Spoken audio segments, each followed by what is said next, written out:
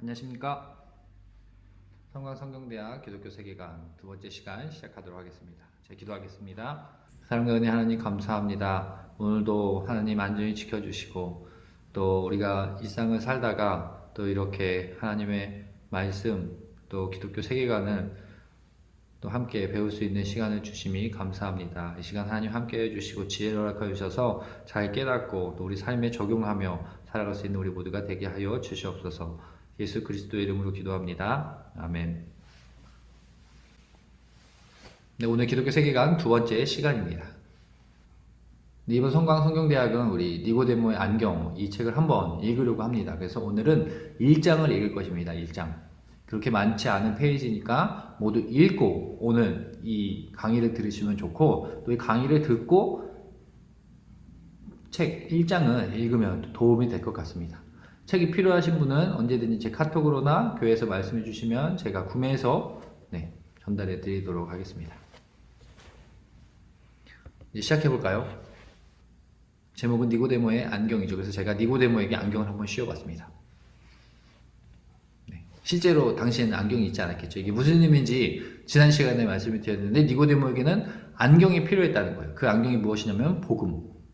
복음의 눈으로 바라봐야지 거듭나는 것을 깨달을 수 있다고 하였습니다. 그래서 니고데모가 처음에는 깨닫지 못했지만 훗날에 깨달아 예수님의 장례를 돕는 일을 하였다고 하였습니다. 이것이 제목에 대한 이야기고 오늘 1장을 살펴보도록 하겠습니다. 오늘 1장은 가장 중요한 것을 설명하고 있어요. 세계관이란 무엇이냐? 이것을 설명하고 있습니다. 그래서 우리가 1장을 잘 이해해야지 앞으로의 내용들이 더 잘 이해될 것입니다. 어떻게 보면은 세계관을 어떻게 정의하는지 또 세계관이란 무엇인지 이것을 오늘 설명하는 것이니까 사실 오늘 한 가지만 기억하면 됩니다. 세계관이란 무엇인가? 이러한 의문을 가지고 한번 따라와 보겠습니다. 앞에도 말씀드렸지만 책을 읽는 게 가장 우리의 목적입니다. 그래서 책을 읽는데 사실 여기서 지금 말씀드리지만 그렇게 쉬운 책은 아니에요. 사실 개념이나 이런 것들이 쉬운 책이 아니기 때문에 제 이 강의를 듣고 또 읽으면 더 잘 이해가 될 것이라고 믿습니다. 만약에 또 정말 이해가지 않는 부분이 있으면 카톡으로나 전화로 저에게 다 질문하셔도 됩니다. 같이 고민해 봐도 되니까 그런 질문이 있으면 아니면 이게 유튜브에 올라가기 때문에 댓글로 남겨주셔도 돼요. 댓글로 이렇게 남겨주시면 제가 답변을 드리도록 하겠습니다. 강의를 시작하고 말씀드리지만 그렇게 쉬운 책은 아니에요. 사실 신학책 중에서 이러한 조직신학과 관련된 또 기독교 세계관과 관련된 이러한 책들은 개념을 이해해야 되기 때문에 개념 설명이나 이런 게 처음 들어보시는 분들은 그러한 것들이 어려울 수 있습니다. 그러나 차근차근히 저와 함께 읽어가면은 정말 잘 이해할 수 있을 것이니 또 쉽게 받아들일 수 있을 것이니 한번 책을 읽어보시고 또 오늘 이 강의를 들으시고 다시 한번 더 읽어보시면 책 내용 한 20페이지 정도밖에 안 돼요. 짧으니까 그렇게 읽으면은 정말 도움이 많이 될 것입니다. 그래서 어디 가서나 기독교 세계관이 무엇인지 잘 설명할 수 있을 거예요. 그러면 이 시간 저와 함께 한번 시작해 보도록 하겠습니다. 지난주에도 제가 이 사진으로 설명을 드렸죠. 기독교 세계가 무엇이냐? 이 책은 이렇게 설명한다고 하였어요. 사람이 세계를 보는데 모든 사람은 다 안경을 가지고 본다고 하였죠. 그 안경의 역할을 하는 것이 바로 세계관이다. 그래서 모든 사람은 그러한 안경을 통해서 세상을 보고 있습니다. 다 객관적인 눈으로 보는 것이 아니에요. 다 자신이 가지고 있는 생각을 가지고 눈을 본다는 것이죠. 세계를 볼 때 그래서 똑같은 것을 보여줘도 사람마다 표현하는 방식이 다 다릅니다. 그러니까 예술이 있는 것이고 그러니까 그림, 음악이 나타나는 것이죠. 그러니까 많은 사람들이 같은 주제를 가지고 설명을 한다고 하여도 그림을 그린다고 하여도 음악을 만든다고 하여도 다 다르게 나오는 게 이러한 이유이기도 합니다. 모든 사람은 다 자신이 가지고 있는 안경을 가지고 세상을 바라봅니다. 그래서 우리가 이 기독교 세계관을 통해서 우리가 할 수 있는 것은 최종적인 목표는 기독교 세계관을 우리가 잘 정립해야지 세상을 바라볼 때에 성경적 관점으로 볼 수 있는 거예요. 하나님께서 우리에게 어떻게 생각하고 어떻게 말하고 어떻게 행동하기를 원하시는지 그것을 나눌 수 있는, 그것을 걸을 수 있는 그런 도구가 필요하잖아요. 그 도구가 바로 기독교 세계관이라는 것이죠. 그래서 기독교인이면 이렇게 생각한다. 기독교인이면 성경적 따르는 삶을 살아야 한다 할 때에 그것의 기준이 되는 게 성경이고, 그 성경으로 만들어진 기독교 세계관을 우리가 잘 확립하고 가지고 있어야지 우리가 세상을 하나님께서 원하시는 방향으로 바라보고 갈 수 있는 것입니다. 이것을 먼저 설명을 드렸어요. 오늘 1장에서는 세계관이란 무엇이다, 세계관이란 무엇이다, 이렇게 차근차근 설명하고 있습니다. 그래서 저를 따라오시면 차근차근 조금씩 더 이해하실 수 있을 겁니다. 먼저는 이렇게 설명하고 있어요. 세상과 인생을 보는 창이라고 설명합니다. 그러면서 이분은 신국원 교수님입니다. 총신대 교수님이었는데 지금은 은퇴하셨어요. 이 교수님이 본인이 연구하고 있는 그 연구실을 이야기합니다. 연구실을 통해서, 연구실에 앉아있다가 창문을 통해서 세상을 바라보는 것. 세계관이 이런 역할을 한다는 것이죠. 세계는 밖에 있지만 그 세계를 볼 때에 사람들은 다 눈을 가지고 보는데, 또 눈이 창을 넘어서 보는 것처럼 네모난 창을 통해서 밖을 바라보는 것과 같다는 것이죠. 세계관이 그 창의 역할을 한다는 것입니다. 그래서 제가 창문에 사진 하나 가져왔어요. 이렇게 네모난 이 창문을 통해서 세상을 바라본다. 세계관은 이것과 같다는 것이죠. 그러면서 네모난 것과 관련되어서 여러 가지를 이야기를 하는데, 예를 들면 이러한 것이죠. 사람은 책, 또 영화 스크린, 네모난죠. 책도 그렇고, 또 TV 모니터, 요즘은 핸드폰 화면을 통해서 우리가 세상을 본다는 것이죠. 여기서 말하는 것은 영향을 많이 끼친다는 거예요. 창을 통해서 보면 세상이 네모나게 보이는 것처럼, 우리가 이러한 책을 읽으면 기독교 세계관을 알 수 있는 것처럼, 또 다른 책을 읽으면 그 개념을 가지고 세상을 바라보게 된다는 것이죠. 또 영화도 마찬가지죠. 우리가 어떤 영화를 보느냐, 그러한 영화를 통해서 우리의 생각이 바뀌고 또 할 수 있다는 것이고, 또 TV 모니터, 또 핸드폰 하면 핸드폰으로 우리가 무엇을 보느냐, 그런 것들이 다 우리가 세상을 바라보는데 영향을 끼친다는 거예요. 그래서 세계관은 바로 세상을 보는 창문이라고 하는데, 세계관을 통해서 우리가 창문을 보기 때문에 세계관이 어떻냐에 따라서 세상을 보는 눈이, 세상을 보는 것이 달라진다는 거죠. 이해하는 것이 달라진다고 이야기하는 겁니다. 그러니까 다시 말씀드리면 세계관이 그런 만큼 중요한 것이죠. 우리가 어떤 세계관을 가지고 있느냐에 따라서 세상을 바라보는 눈이 달라진다는 겁니다. 이해가 달라지는 것. 이것을 설명하는 겁니다. 첫 번째로. 세상과 인생을 보는 창이라고 설명을 하고 있습니다. 그래서 세계관은 세상을 바라보는 안목을 열어준다. 여기서 안목이란 단어가, 그래서 이 의미를 알아야 되는데, 다 눈을 이야기하는 거예요. 보는 것을 이야기하는 겁니다. 근데 안목이라고 하면 그 뜻이 무엇이냐면 식별하는 것이죠. 사물을 보고 이것을 식별할 수 있는 능력을 이야기하는 겁니다. 이해할 수 있는 능력, 깨달을 수 있는 능력. 그냥 우리 앞에 있는 것이 이거구나, 그런 것이 아니라 이게 어떠한 의미가 있고 무엇인지, 그러한 안목을 열어준다는 것이죠.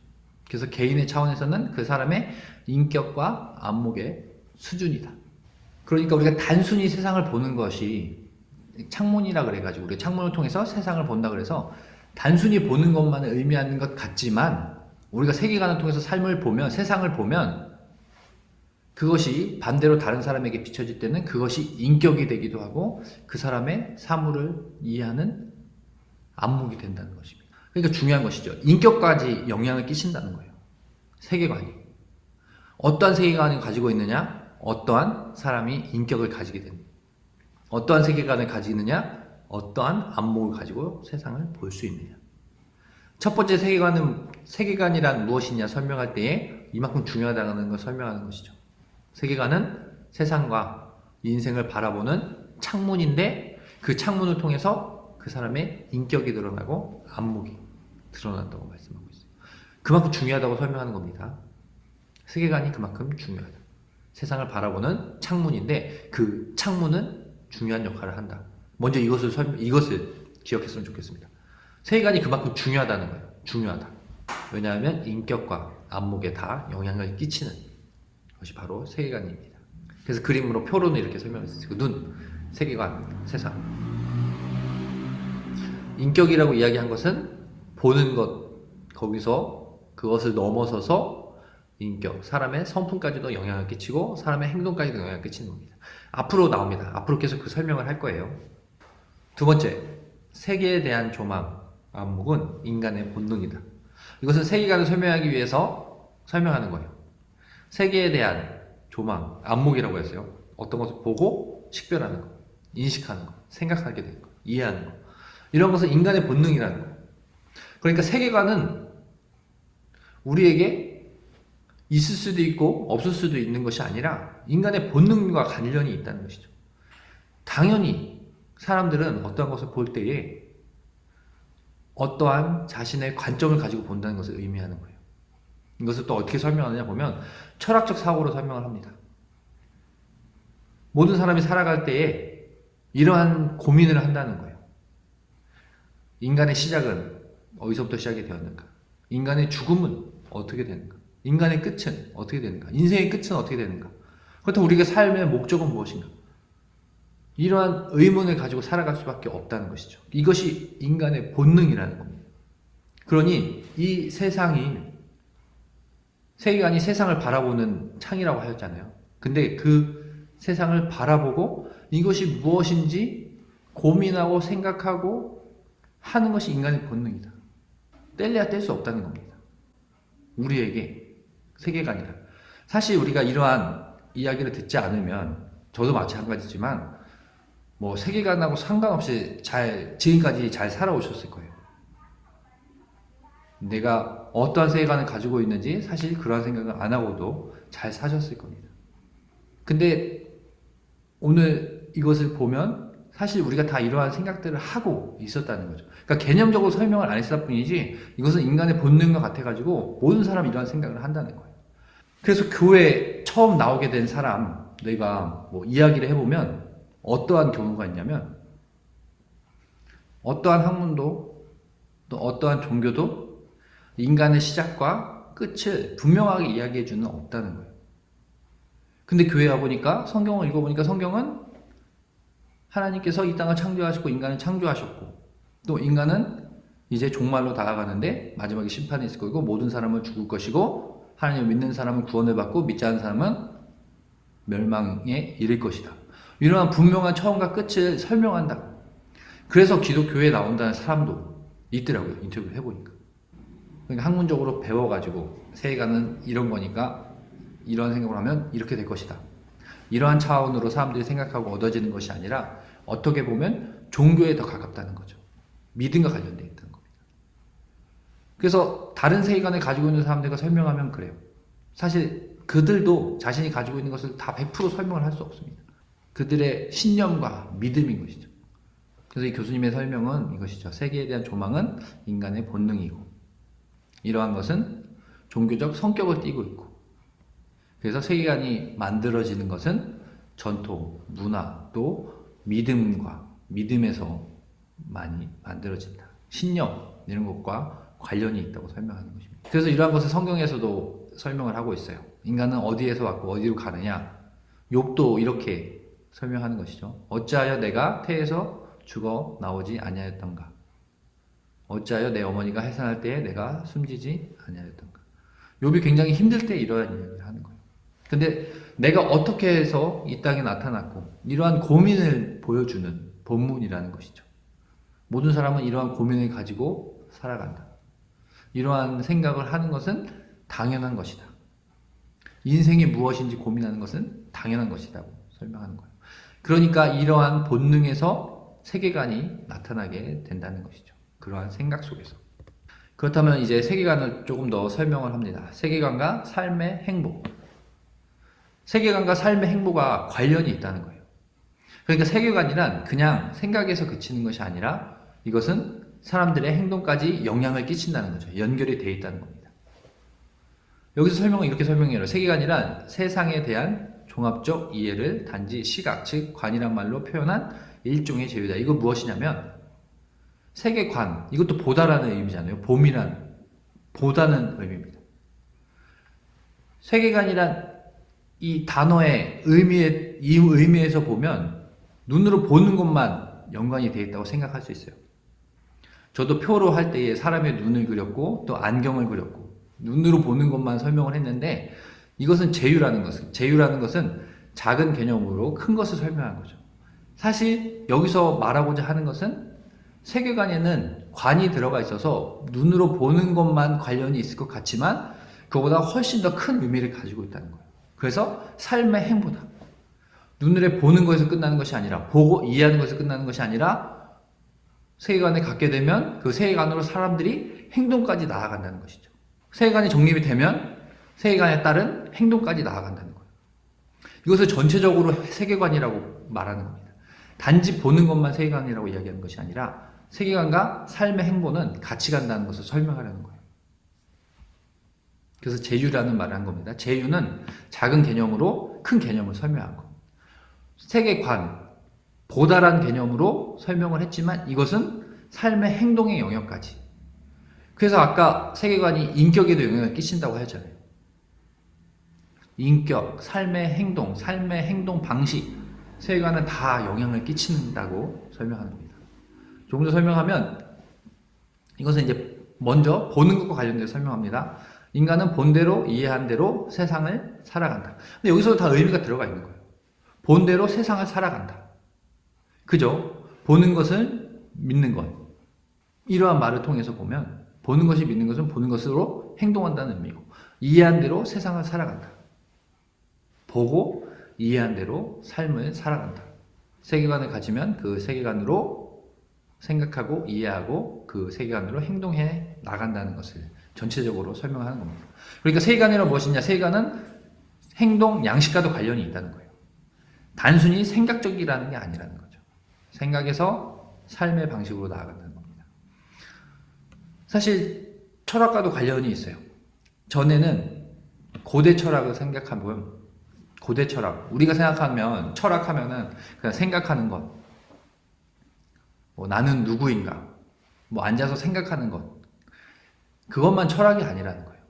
고대에도 그렇게 다 생각을 했어요. 고대에도 어떻게 생각했냐면 철학은 삶의 방식이에요. 그러니까 이러한 철학을 배웠으면 이러한 행동을 하는 것이 당연한 것이다. 예를 들면 스토아 철학이 있습니다. 스토아 철학을 공부한 사람은 스토아 철학으로 행동하는 것. 여기에 기독교를 생각해보면, 기독교, 우리가 성경을 공부하면 성경대로 행동한다는 것. 그러니까 당연한 것이죠. 세계관과 삶의 행보는 달라질 수 없다. 이렇게 뗄래야 뗄 수 없다는 것을 설명합니다. 고대 철학이 이해하는 데만 그치지 않고 행동 양식까지 영향을 끼쳤던 것처럼 세계관도 단순히 보는 것을 넘어서서, 이해하는 것을 넘어서 삶의 행복까지 영향을 끼친다고 설명하는 겁니다. 그것을 조금 더 설명을 하는데, 사람은 보고 배우며 보이는 대로 따라서 하기 쉽다. 그렇죠. 보고 그대로 행동합니다. 이처럼 세계관에서 삶의 행보가 정해진다 라고 설명하는 거예요. 세계관에서 삶의 행보가 정해진다. 저도 지금 진율이 7개월 된 아이를 키우고 있는데 굉장히 따라하는 걸 잘합니다. 또 보고 따라. 제가 먼저 웃으면 제가 웃는 모습을 보고 바로 이렇게 따라서 웃더라고요. 사람은 그런 것이죠. 보고 이해하는 것, 그대로 행동한다. 그러니 세계관이란 단순한 생각과 이해를 넘어서서 삶의 행동과 연관이 있다는, 관련이 있다는 것을 기억해야 합니다. 이게 세 번째예요. 세계관과 삶의 행보는 깊은 관련이 있다. 사람은 보고 배운 대로 행동한다. 이것을 기억하기 바랍니다. 이제 더 나아가서 삶의 행보에서 삶의 전략까지 나가는 겁니다. 전략이라 하면 여기는 방향성으로 설명했어요. 삶의 방향성도 세계관과 관련이 있다.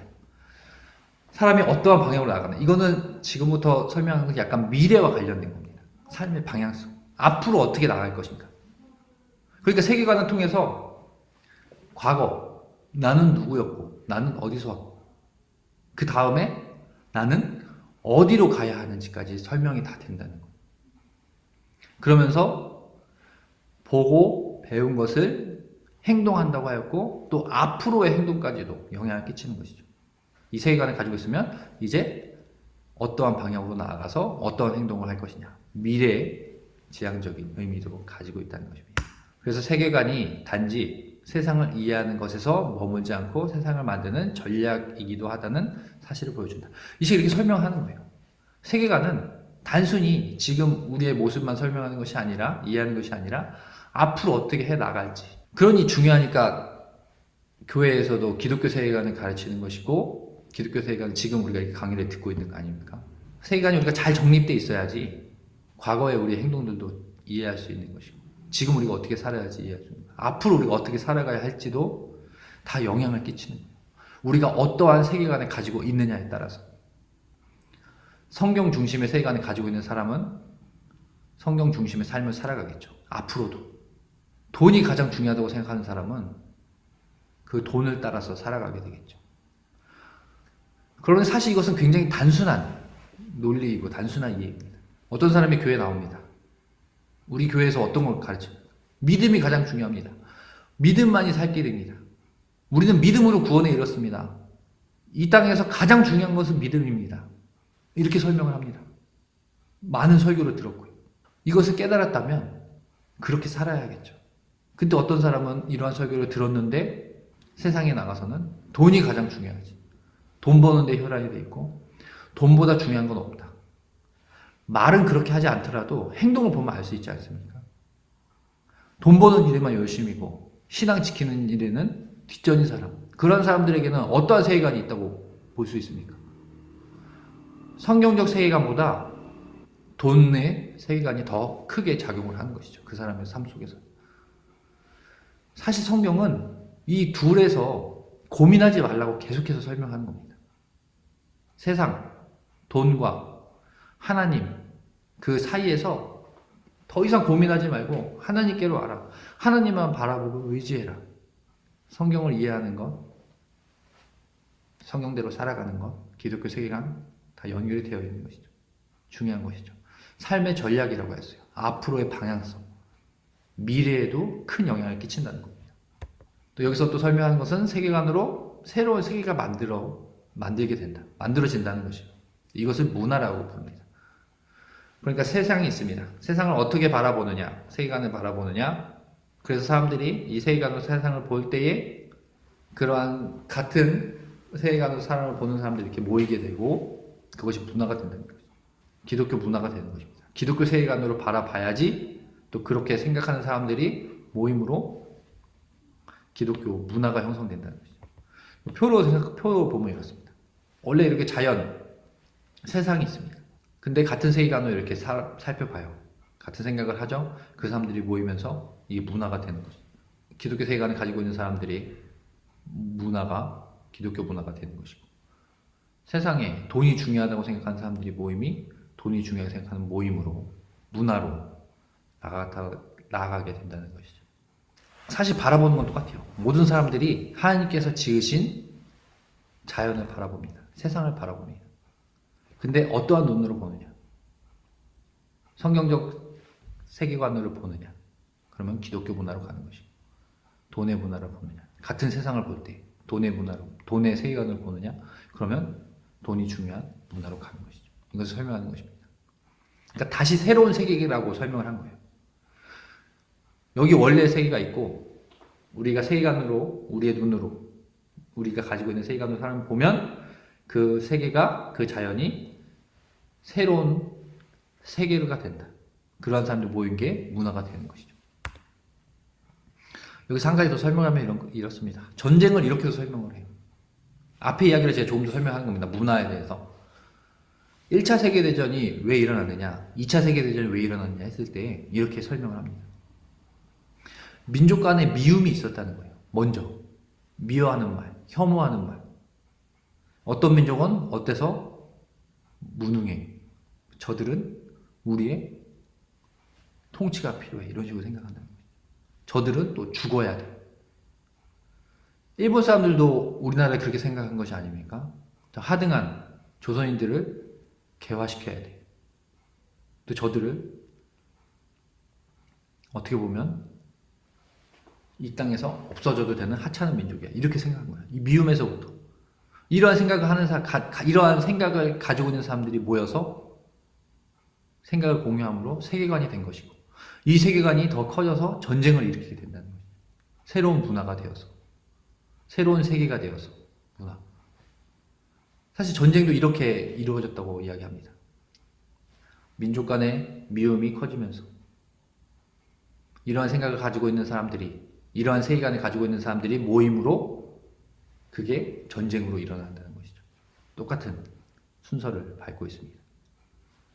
앞에서 본 것은 자연이, 세계관이 있고 그 다음 문화가 되는 것. 기독교 세계관으로, 기독교 문화로 나아갈 수도 있고 전쟁으로 나아갈 수도 있고, 세계관이 이만큼 중요하다는 것이죠. 그러니까 우리가 이렇게 계속해서 성경을 공부하고 또 성경적 세계관을 공부해야 되는. 그래서 5번째는 세계관과 문화라고 설명을 했어요. 그래서 세계관은 한 문화의 공동체에 영향을 끼친다. 앞에서 설명한 것입니다. 앞에서 설명한 것.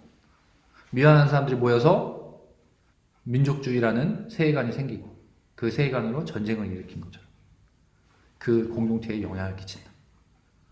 그럼 좋은 쪽으로 바라보면 우리가 기독교 세계관으로 새로운 문화가 형성되는 거죠. 성경적 삶을 살아가는 사람들의 모임, 기독교 문화가 형성되는 것이죠. 그러니까 세계관을 우리가 잘 배우고 그대로 잘 이해하고 행동함으로 우리는 새로운 기독교 문화를 만들어갈 수 있는 것입니다. 성경 중심적인 기독교 문화를 만들어갈 수 있는 것이죠. 또 여기서 문화 관련돼서 이렇게 설명을 하는데, 그래서 한국 사람은 같은 가치관을 가지고 있다. 다 그런 건 아니지만 많이 이렇게 나타나죠.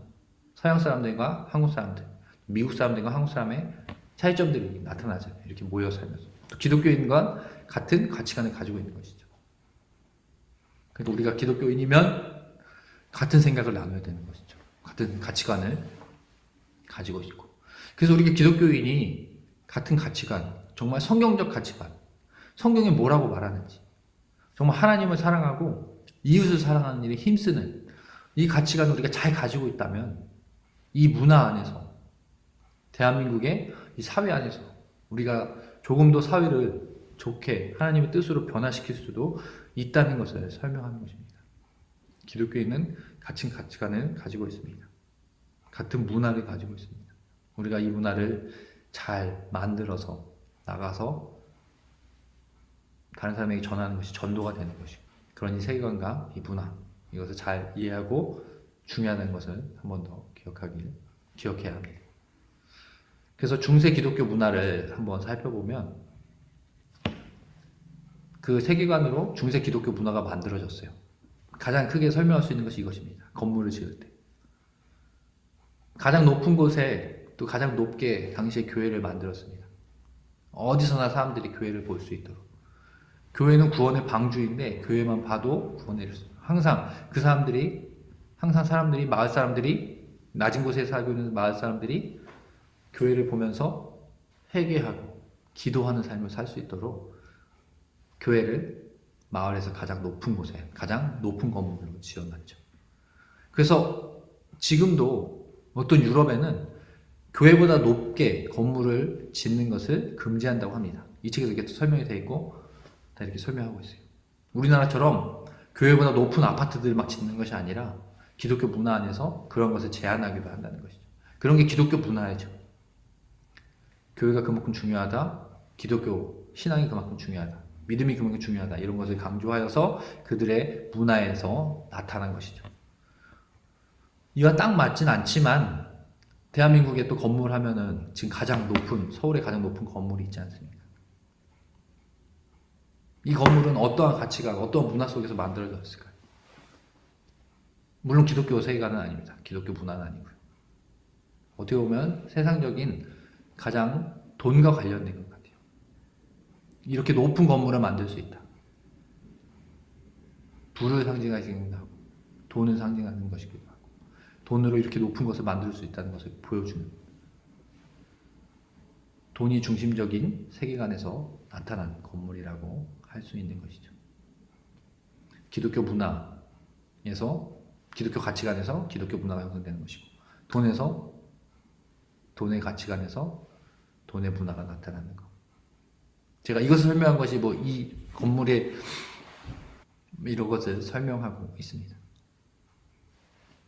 기독교 세계관에서 기독교 문화가 나오고 돈의 가치관에서 돈의 문화가 나타난다고 설명하고 있습니다. 그리고 여섯 번째로 이제 마지막으로 이제 이것을 설명하고 있어요. 그래서 세계관은 과거를 설명하는 이야기와 미래를 투사하는 비전의 이중 구조를 다 가지고 있다. 제가 앞에서 설명한 것입니다. 우리가 누구인지 깨닫는 것과 이해하는 것, 세상을 바라보는 것, 그것이 세계관이고 또 앞으로 어떠한 방향으로 어떠한 행동 양식으로 사람들이 나아갈지 또 어떠한 문화를 만들어 나갈지 세계관이 이것을 이 두 가지 구조를 가지고 있다는 것이죠. 그래서 이것을 마지막으로 기억했으면 좋겠습니다. 이야기와 비전. 이거는 과거와 미래라고 보면 될 것 같아요. 당연히 현재도 있는 것인데 세계관이 이만큼 중요하다는 것이죠. 세계관을 통해서 우리의 과거를 이해하는데 큰 역할을 하고 또 앞으로 우리가 어떠한 비전을 가지고 어떠한 행보로 나아갈지 어떠한 방향성으로 우리의 인생이 나아갈지 그것에 큰 영향을 끼친다는 겁니다. 이렇게 짧게 들었는데 세계관이 이만큼 중요하다는 것이 기억에 남지 않으신가요? 그래서 마지막으로 제가 이것을 정리해봤습니다. 오늘 지금까지의 내용을. 세계관은 세상과 인생을 보는 창이라고 했습니다. 첫 번째. 세계관을 통해서 우리는 세상을 바라본다고 하였어요. 그래서 세계관은 삶의 방향성과 행동 양식이다. 세계관을 가지고 있으므로 우리가 어느 방향을 갈지 또 어떠한 행동을 할지를 분명히 인도해주는 영향을 끼치는 것이라는 거죠. 세계관은 단순한 철학적인 사고, 생각만의 이해만, 눈으로 보는 것만 거기에만 국한된 것이 아니라 더 나아가 보고 행동하는 것까지 어떻게 행동하지 또 어떤 방향으로 나아갈까지 설명한다는 것입니다. 그래서 마지막으로 과거를 설명하고 비전을 제시한다. 세계관이 이렇게 중요한 역할을 한다는 거예요. 이것을 기억했으면 좋겠습니다. 세계관은 먼저는 세상과 인생을 보는 창이다. 과거와 현재 우리의 모습과 우리의 과거를 보는 창의 모습이기도 하고 더 나아가 삶의 방향성을 제시하고 우리가 어떠한 행동을 하며 나아갈지까지 미래에까지 영향을 끼치는 그래서 과거를 설명하고 비전을 제시한다. 세계관이 이만큼 중요하다는 것을 한 번 더 기억했으면 좋겠습니다. 오늘은 세계관에 대해서